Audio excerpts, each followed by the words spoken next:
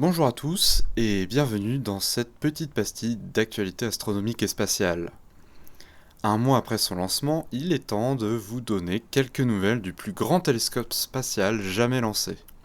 Le 25 décembre dernier, le JWST, pour James Webb Space Telescope, s'est lancé du centre spatial guyanais à Kourou. Propulsé par la fusée Ariane 5 pendant un peu moins d'une demi-heure, l'engin est alors placé sur une trajectoire idéale pour la suite de sa mission. Avec un lancement prévu au départ en 2013 et moult reports dus à des retards de conception et de nombreuses phases de tests minutieux, c'est donc un succès français qui couronne le début de cette mission. Et il y a de quoi être fier quand on sait qu'ingénieurs, techniciens et astronomes travaillent sur cet instrument depuis plus de 30 ans. Mais la France n'est pas seule dans cette aventure puisqu'il s'agit d'une collaboration internationale entre les agences spatiales européennes, canadiennes et américaines. Côté matériel, la lumière est collectée par un miroir principal parabolique de 6,50 m de diamètre. Afin de pouvoir le faire tenir sous la coiffe de la fusée Ariane, les ingénieurs ont opté pour une structure pliable.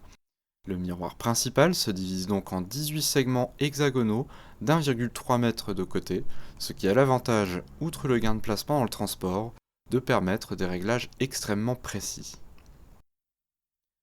La lumière ainsi reçue est ensuite redirigée par un jeu de 3 miroirs supplémentaires vers les instruments à bord. Ces instruments sont au nombre de 4 et portent les charmants noms de NIRCam, NIRSPEC, MIRI et FGS NIRIS. Cela ne vous aura sans doute pas échappé, tous ces acronymes partagent les lettres IR, abréviation d'infrarouge. Car contrairement au télescope spatial Hubble, dont le JWST est souvent décrit comme le successeur, les observations ne se feront pas dans le domaine de la lumière visible, mais dans celui des infrarouges proches et moyens. Ce choix technique explique le traitement doré du miroir principal. En effet, celui-ci est recouvert d'une très mince couche d'or d'un 10 millième de millimètre, car il s'agit d'un matériau très efficace pour réfléchir la lumière infrarouge. L'observation dans l'infrarouge impose également d'autres contraintes, notamment celle de la température.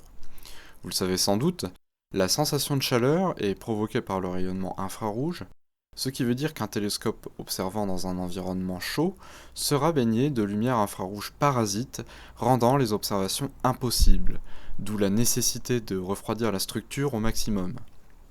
Afin d'y parvenir, il est d'abord nécessaire de placer le télescope dans l'espace, loin de la chaleur émise par notre planète, et une fois dans l'espace, il est également indispensable de s'abriter de la lumière du Soleil, mais également de celle de la Terre et de la Lune.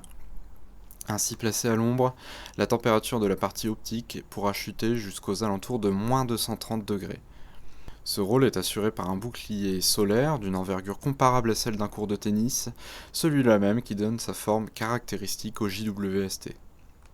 À présent, vous vous demandez peut-être pourquoi on s'est embarrassé avec autant de contraintes techniques, et c'est bien normal. Et la raison tient tout bonnement aux objectifs scientifiques de la mission. L'un des sujets d'étude les plus attendus est celui de l'univers lointain. Et comme notre univers est en expansion, observer loin, cela veut dire observer des objets comme des galaxies qui s'éloignent de nous. De manière analogue à la sirène de plus en plus grave d'une ambulance qui s'éloigne, la lumière de ces galaxies lointaines se trouve étirée, devenant de plus en plus rouge avant de basculer dans l'infrarouge. Les astronomes espèrent grâce à ces observations remonter plus loin que jamais dans l'histoire de l'univers, et pouvoir remonter le fil du temps en s'approchant jusqu'à seulement 100 millions d'années après le Big Bang. Nous pourrions ainsi découvrir à quoi ressemblaient les toutes premières étoiles et assister à la naissance des premières galaxies.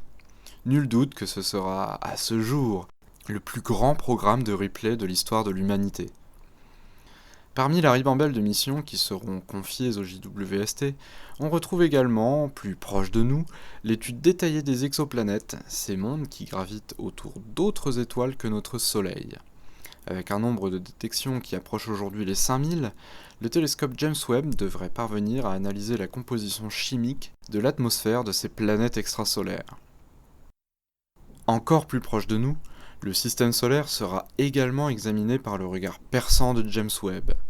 En attendant les premières images, il y a encore beaucoup de travail pour les équipes de la mission, Le télescope vient tout juste de rejoindre sa destination, le point de Lagrange L2 à 1,5 million de kilomètres de la Terre.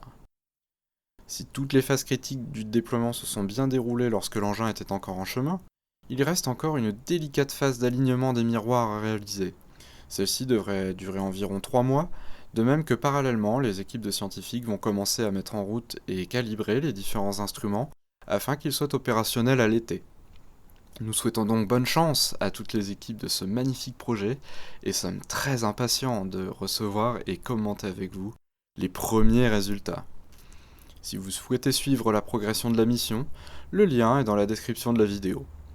En vous souhaitant une belle semaine à tous, prenez soin de vous et à très bientôt.